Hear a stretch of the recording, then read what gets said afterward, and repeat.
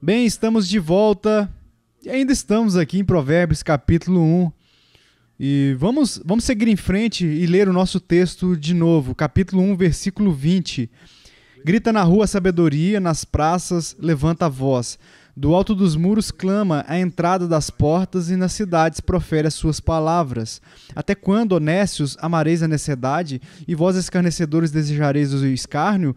E vós, loucos, aborrecereis o conhecimento? Atentai para a minha repreensão, eis que derramarei copiosamente para vós outros o meu espírito e vos farei saber as minhas palavras. Mas porque clamei e vós recusastes, porque estendi a mão e não houve quem atendesse, antes rejeitaste todo o meu conselho e não quisestes a minha repreensão, também eu me rirei na vossa desventura, e em vindo o vosso terror eu zombarei.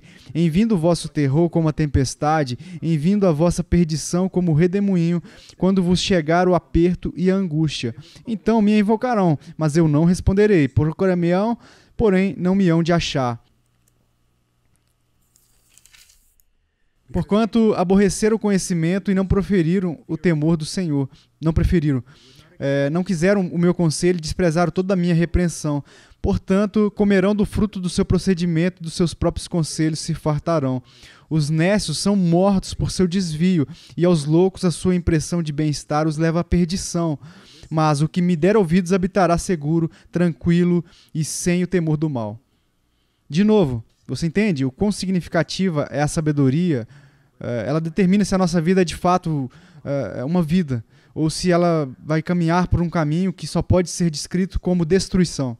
Vamos ao Senhor e em oração, porque vemos aqui que isso é muito urgente, muito necessário, precisamos da ajuda, não apenas para entender, mas para obedecer. Pai, de novo, embora eu não possa ver a sua face, eu oro por esses jovens e pelos meus próprios filhos. Querido Deus, por favor, levante moços e moças que temem e que amam o Senhor, que desejam ser instrumento da sua vontade nessa idade das trevas. Senhor, mais de tudo, torne eles amantes de Cristo, estudantes do Evangelho, mas também, Senhor, dê-lhes grande sabedoria, para que eles sejam sábios e prudentes e inocentes como as pombas. Ó Senhor, pureza e amor, inocência e alegria, é a marca, que isso seja a marca de suas vidas, em nome de Jesus, amém. Ok, bem, nós demoramos um pouco aqui, mas é bom e é necessário. Jovem, as pessoas me escutem. Eu conheço tantas pessoas quais elas falam, eu leio esse livro. E isso não é bom o suficiente, ler o livro. A pergunta é, o que você aprendeu com esse livro? Como esse livro mudou você? O que você entende agora que você não entendia antes e como você aplica isso? Você entende? Então, se houver 600 lições no livro de Provérbios, não importa. O que importa é entender a sabedoria e viver ela para a glória, não de si mesmo, mas de Jesus Cristo. Agora, nós estamos aqui no versículo 22 e nós falamos sobre o simplório, cujo não é instruído e não tem a capacidade de discernir, principalmente o bem do mal. Então nós falamos sobre o amor, sobre a meta simplista. Você já ouviu tudo o que eu disse antes e eu acredito que provavelmente a ignorância, ser ignorante é extremamente perigoso, especialmente ignorante em relação à vontade de Deus. Só então porque você se esconde não significa que a vontade de Deus se esconde. Só porque você não é instruído significa que você não é culpado. Eu tenho uma responsabilidade de responder à revelação de Deus, da palavra dele, que nos foi dada. E depois falamos também sobre os escarnecedores, um grupo muito perigoso de pessoas, e ao mesmo tempo temos que reconhecer que isso está em nós. Quando enxergamos pessoas que talvez nos excedam e que vão além de nós, progredindo mais nas coisas da fé, ou que andam com uma sinceridade maior, podemos ter inveja deles, zombamos deles, Você sabe, nunca subestime o poder da mídia. O que eu quero dizer, normalmente nos filmes, hoje, se alguém é devoto em relação ao cristianismo, mais cedo ou mais tarde, você chega a ver que sua devoção é apenas um verniz, uma cobertura de uma máscara, mas na verdade eles são os malvados do filme. E é que estamos treinados para acreditar que se alguém está de fato lutando pelas coisas de Deus, de alguma forma que elas são hipócritas e que são perigosos. E não pense que essa atitude não pode te impactar. Impacta todos nós. Mas nós precisamos perceber que sim, há hipocrisia religiosa. E Jesus ressalta isso, especialmente no Sermão do Monte. Há uma hipocrisia religiosa e algumas delas está em nós. Mas há pessoas que são sinceras, não pessoas perfeitas, mas pessoas que querem realmente conhecer a palavra de Deus e obedecer a ela. E eles estão se esforçando. Então tenha cuidado para que você não esteja contra eles e que você nem sempre está procurando assim, alguma falha na vida deles, a fim de reduzi-los ao seu nível ou talvez abaixo de você, para que você possa pisar neles. Então, tome cuidado com relação a esse tipo de atitude, porque senão você terá um escárnio. Também aprendemos que o escarnecedor, especialmente para uma pessoa jovem, se você estiver ao redor deles, se afaste deles, senão eles vão influenciar você e você vai terminar junto com eles. Há um texto que eu gostaria de salientar antes de prosseguirmos. O que eu digo, nós íamos falar sobre... Basta ir comigo ao Salmo 1 ou a Provérbios 1, mas veja o Salmo 1 apenas por um momento. Bem-aventurado o homem que não anda no conselho dos ímpios. Ok. Eles estão lá, a sabedoria está lá na rua, fazendo barulho. Ela está clamando na rua. E depois, junto com ela, há um monte de barulho maldosos. Bem, o homem abençoado, o homem justo, ele não anda de acordo com esse barulho estranho. Mas ele caminha na lei do Senhor e diz que não se coloca no caminho dos pecadores, dos ímpios, ok? Um pecado na Bíblia é errar o alvo, a direção, isso é se desviar. E para seguir, e faz você seguir perdido. Então, por que você andaria no caminho com eles? Por que você andaria num caminho com um monte de pessoas que não vão chegar ao destino correto, mas eles vão se perder pelo caminho, eles vão se perder em terras perigosas. Então continuamos ou nos assentamos na roda dos escarnecedores. E algumas pessoas acham que há uma razão por isso e que há uma progressão aqui. Antes de mais nada, bem-aventurado é o homem que não segue no conselho dos ímpios, não está dando ouvidos, não está ouvindo. Você sabe, fazendo acordos com eles de vez em quando e tal. E depois há aquele que está no caminho dos pecadores. Agora ele fez deste caminho a sua rota fixa. Antes, apenas ouvia um pouco e de vez em quando caminhava dessa maneira, mas agora passou disso, você de fato está lá. Esta agora é a sua rota. E então, eventualmente, se assentam na roda dos escarnecedores. Aqueles que se perdem sempre se voltam contra os justos. Eles sempre vão tirar sarro daqueles que querem caminhar no caminho certo. E tenha muito, muito cuidado. Agora, deixe-me dar um exemplo disso que não é tão religioso. Talvez tenha ocorrido na sua vida. Talvez você tenha um irmão, uma irmã, que ao invés de dizer sim ou não, eles dizem sim, Senhor, e eles obedecem. Quando a mamãe e o papai querem fazer o bem, você tira sarro deles, seu pequeno hipócrita. Eu sei como você realmente é. Você entende? É o que você pode dizer para eles ou para os seus demais irmãos, enfim, quando eles pegam seu boné, seus 2 sapatos. Por que você está pegando isso? Seja muito, muito cuidadoso, jovem. Porque na maioria das vezes, quando fazemos algo, não percebemos que estamos fazendo. Bem, podemos ver os outros fazer e olharmos rapidamente para aquele cara, ele é um escarnecedor.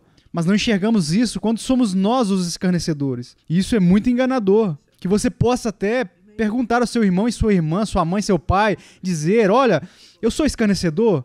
Eu sou alguém que está sempre se divertindo com a cara das outras pessoas? Que estão pelo menos tentando? Agora, vamos continuar com algo que eu disse. Você sabe por que existem escarnecedores? Bem, antes de mais nada, vou responder essa questão. Nós nascemos com uma natureza pecaminosa e caída. Você deve saber disso. E nós nos deliciamos com a desobediência. E nós odiamos quando... Jesus expôs que não vamos para a luz porque as ações são más. Mas nós também odiamos quando outras pessoas querem andar na luz porque as ações deles nos convencem de que estamos errados, ok? Então, essa é uma das razões pelas quais vamos zombar deles, tentando aliviar a nossa dor na nossa própria consciência, pelo fato de sabermos que estamos errados. Mas agora, há outra razão pela qual parece, por exemplo, que a educação nas últimas décadas, ela simplesmente tá uma bagunça. De fato.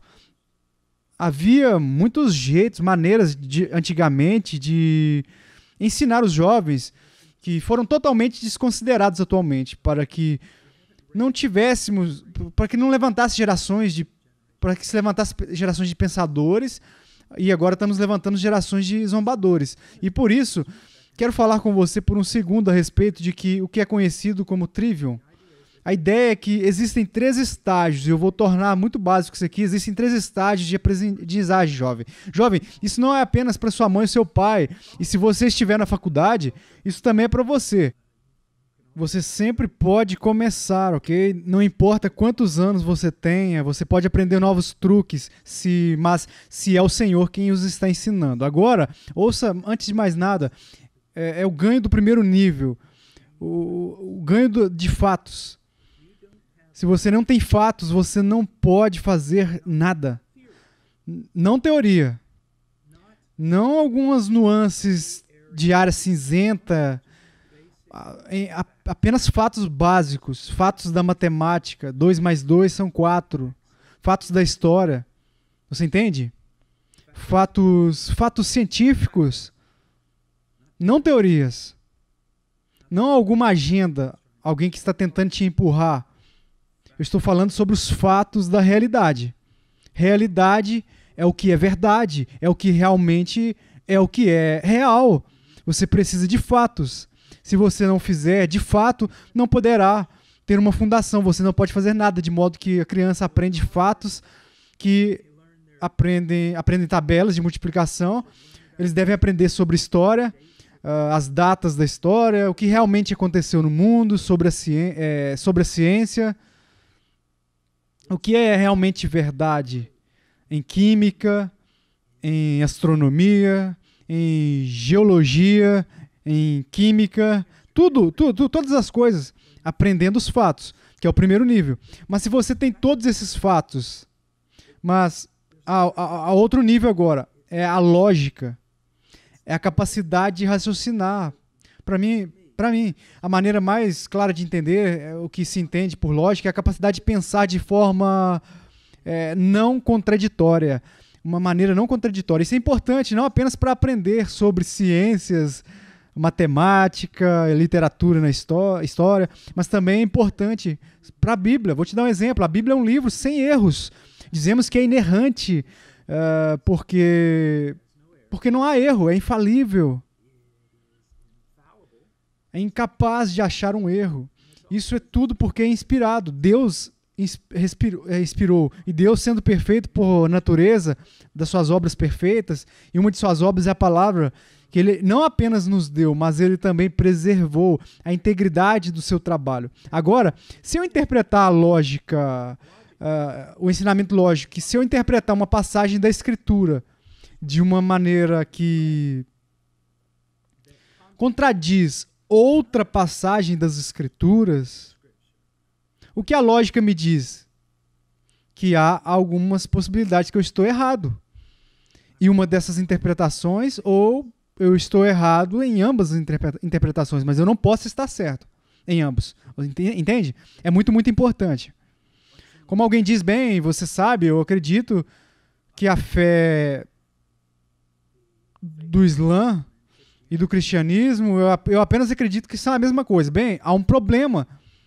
Eles ensinam coisas completamente opostas, não apenas algumas coisas diferentes. Quero dizer, coisas completamente opostas sobre Deus, sobre a pessoa de Jesus de Nazaré, sobre o caminho da salvação. Eles são polares, opostos, até um polar médio que você conhece, o Polo Norte, o Polo Sul, eles se afastam mais. Então, quais são as nossas duas opções? Logicamente, duas opções. É alguém certo e alguém que está errado. Ou o outro, ou ambos estão errados. Mas ambos não podem estar certos, porque isso é uma contradição. Então, lógica é a capacidade de sentar e pensar em algo. Agora, existem livros a respeito de lógica que é muito, muito bom, mas você também precisa entender que apenas estudar as Escrituras também vai te dar uma mente lógica. Por exemplo, no livro de Romanos, Paulo argumenta que se a salvação é pelas obras, não pode ser pela graça, não pode ser por ambos, seja graça ou obras, mas não pode ser graça e obra ao mesmo tempo. Enquanto estudamos a palavra de Deus, ele tem, obviamente, a maior lógica. Isso é o mais importante, a razão mais pura. Por isso, se estudarmos a palavra de Deus, vamos aprender a pensar como Deus pensa. Mas também existem muitos bons livros escritos por cristãos e outros a respeito de lógica, e seria muito, muito útil estudar. Porque mesmo que a maioria das pessoas não tenha nenhum dos fatos, mas se elas tivessem os fatos, elas não saberiam como montá-los. Mas precisamos conhecer os fatos, mas isso não é suficiente. Então você precisa conhecer como reuni-los de uma maneira que você tenha um sistema unificado, que existe harmonia. E você não está contradizendo nem para frente e nem para trás. Então, a primeira coisa é aprender os fatos. Vamos colocar isso em relação aos fatos bíblicos inferiores. Em seguida, a capacidade de raciocinar de acordo com os fatos. Você sabe como posso, debaixo da soberania de Deus, de uma maneira que não contradiga a vontade do homem até certo ponto, ou como posso encarar a liberdade de uma maneira que não contradiga a soberania de Deus. E às vezes também chegamos a esse lugar onde precisamos simplesmente reconhecer que uma vez que Deus, os seus pensamentos são maiores que os meus, os nossos, nós vamos encontrar coisas que nós simplesmente temos que segurar essas duas verdades. E atenção, sabendo que não podemos resolver o mistério que existe. O mistério não é uma contradição lógica, é um pouco além de nós, vai além de nós. Deixe-me dar um exemplo bonito. Seria a Trindade, que Deus é um Deus,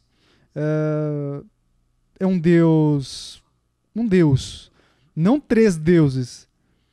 Existem dentro da divindade, mas sabemos como Deus existe, três pessoas distintas que são reais. E ainda uma. Podemos manter essas verdades tão evidentes e não podemos necessariamente resolver o mistério, ou o fato de que existem duas naturezas na única pessoa singular de Jesus Cristo, Jesus de Nazaré, uma natureza que é divina. Ele é Deus, completamente Deus, uma natureza que é humana. E essas duas naturezas existem sem confusão, sem misturar uma com a outra.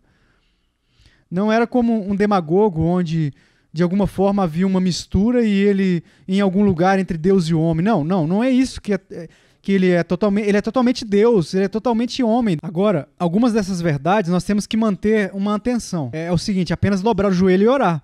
Mas ao mesmo tempo, estamos usando o uso correto da razão. Agora, quando nós vamos a partir dos fatos e em seguida a lógica, então nós temos a outra, que é a terceira, é a retórica, que é falar ou discutir.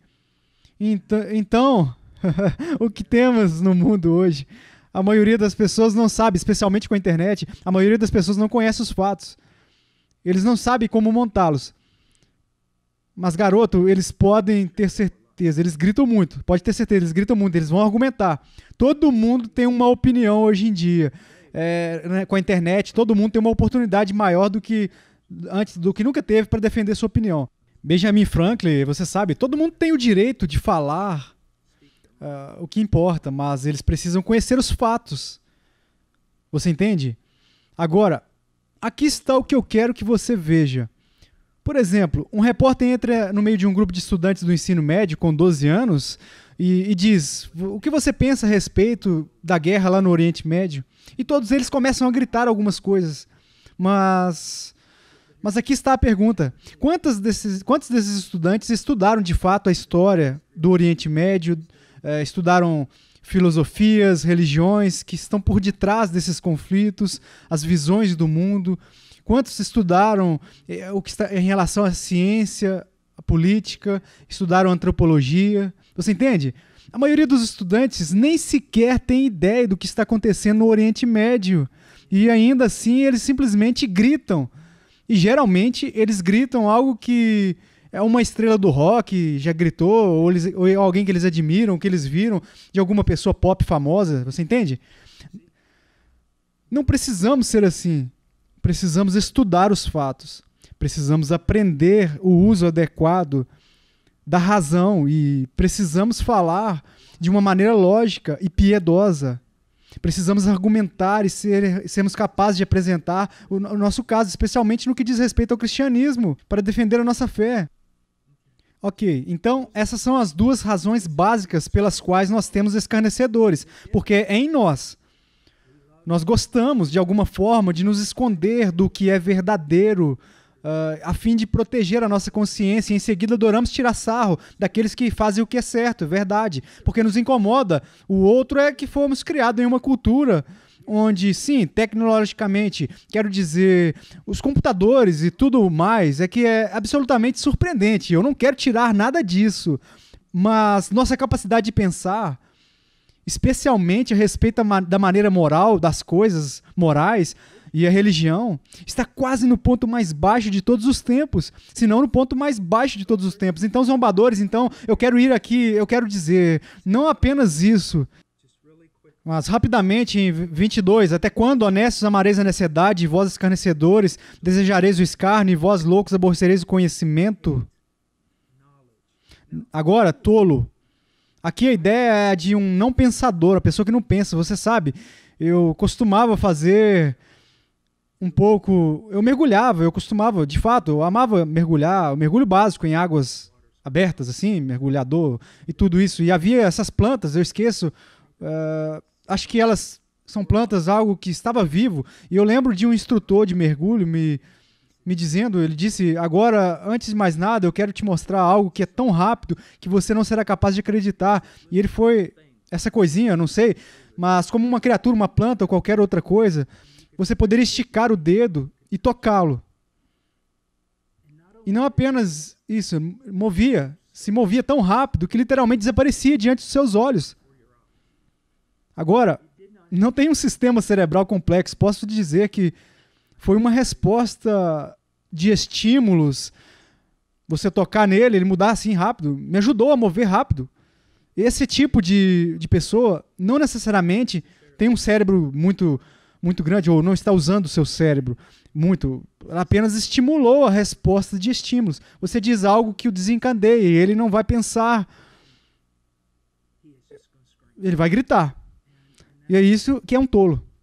E nós vemos que não queremos dizer que existem certas coisas que poderíamos dizer. Quero dizer, eu poderia me levantar na universidade, você sabe, não acredito, e não acreditar em macroevolução, que essas espécies mudam de uma espécie para outra. Eu não acredito que acreditamos que o homem foi criado por Deus e havia um literal Adão. Quero dizer, no momento em que digo que uma guerra vai começar, quero dizer, todo riso, xingamento, todo o resto, não é por causa do pensamento, é a resposta de estímulos. É isso que é um tolo, é uma pessoa não pensadora. E outra maneira de olharmos para ele é como um idiota, insensível. Agora é uma espécie de uma palavra antiga, mas alguém é apenas monótono. Quero dizer, é como se você soubesse que às vezes, você sabe, a minha esposa faz isso às vezes quando está conversando com as crianças e eles não estão ouvindo direitinho. Bing, bing, bing, bing. É como se não estivesse entrando na cabeça deles. Você entende? Isso não queremos ser assim, mas podemos nos tornar assim. É por isso que nós precisamos estudar, principalmente as Escrituras. Esteja aberto para receber instruções. Agora, quando a Bíblia usa o termo tolo, quero colocar algo aqui que é muito, muito importante. É isso que não é um problema moral. Não é um problema intelectual. Há pessoas com QI extremamente altos que são tolos. Então, talvez você tenha dificuldade como eu aprender que isso não significa que você é um tolo. Um tolo é alguém que é totalmente despreocupado com a instrução moral. Eles não poderiam se importar menos, eles não veem a importância dele e eles não se aplicam a ele. Agora, diz, não apenas eles são tolos, mas eles odeiam o conhecimento. Por que eles odeiam o conhecimento? Bem, já passamos por isso agora há pouco, os escarnecedores. Eles odeiam o conhecimento. Vou ler algo que eu escrevi aqui. Eles odeiam o conhecimento porque o conhecimento exige que eles rendam a sua autonomia a Deus. Agora, o que é autonomia? É autogoverno. Eles querem governar suas próprias vidas de uma maneira que não esteja de acordo com a vontade de Deus. Está nisso. E é por isso que eles odeiam o conhecimento. E eles não querem, eles não querem ouvir o que Deus disse porque contradiz o que eles querem. Então, quando ouvem isso, de convencer, de estarem errados e tal, preferem viver na sua ignorância sem nenhuma convicção. E encontrar uma bela ilustração disso aqui, vamos apenas por um momento, vá para o livro de João. Nós vamos para o final agora, nós já fomos longe demais de novo, mas eu estou propenso a fazer isso. Vá para João, capítulo 3. Veja o que Jesus disse no versículo 19. O julgamento é este, que a luz veio ao mundo. Através dele, tudo bem. Ele é a maior revelação de Deus, do caráter de Deus, a vontade de Deus. Ele diz que este é o julgamento, que a luz veio para o mundo e os homens amaram mais as trevas. Agora, por que alguém amaria as trevas? E o que ele está falando aqui da noite? Quero dizer, eu gosto da noite. Sobre escuridão moral, ele está falando. Bem, e ele diz que eles amaram mais as trevas do que a luz, a revelação de quem Deus é e a vontade de Deus. Por quê? Porque suas ações são más. Eu era um garoto, eu adorava pescar nos nossos lagos, na fazenda. E claro, você tem que encontrar minhocas e assim você vira um tronco de uma árvore, enfim. E o que acontece? A gente espera que haja minhocas, vermes embaixo lá, mas há todos os tipos de outros besouros, aranhas, enfim. Às vezes, cobra d'água, que é uma cobra grande e feia, que você não quer mexer. E no momento que você vira esse tronco, eles saem todos correndo em todas as direções, porque a luz, eles não querem ser expostos, eles querem se esconder. E aqueles que fazem coisas más. Não é surpreendente que a maior parte do mal acontece à noite? Você não pode imaginar, mas se você estudar a história, é difícil de imaginar como era Londres, Inglaterra, outras cidades assim, antes que existisse a lâmpada elétrica. As pessoas não saíam à noite, porque simplesmente estava escuro. E havia todos os tipos de atividades criminosas acontecendo à noite. Ele diz, amaram mais as trevas do que a luz, porque as suas obras eram más, pois todo aquele que pratica o mal aborrece a luz e não se achega para a luz, a fim de não serem erguidas as suas obras. Apenas exposto do fato de que outras pessoas reconhecerão suas más ações, o fato que eles verão suas ações à luz da luz de Deus. E isso os convencerá de estarem errados, e eles odeiam. Eles odeiam. Eu quero te dizer algo que às vezes as pessoas vão dizer que você está errado, então eles não estão certos. E isso é verdade. E algumas pessoas andam por aí dizendo a todos que estão errados, porque sentem como se eles tivessem algum poder nele, e eles manipulam as pessoas falsamente e tal. Então eu quero lhe dar esse aviso, fique longe desse tipo de pessoa. Mas uma das coisas que realmente vai demonstrar se você está ou não sendo um cristão sincero, é que você será uma pessoa aberta, aprendendo com as escrituras que você está errado, e vai estar aberto até para a correção de outras pessoas, sejam os pais, o pastor, ou os queridos amigos. Você vai se assentar e escutar. Eu estou errado. E se eu sou, como posso estar certo? Bem, Deus te abençoe. E vamos continuar no nosso próximo estudo. Espero que isso tenha sido útil para você e útil para mim. Apenas passando por este material aqui de novo. Bem, Deus abençoe.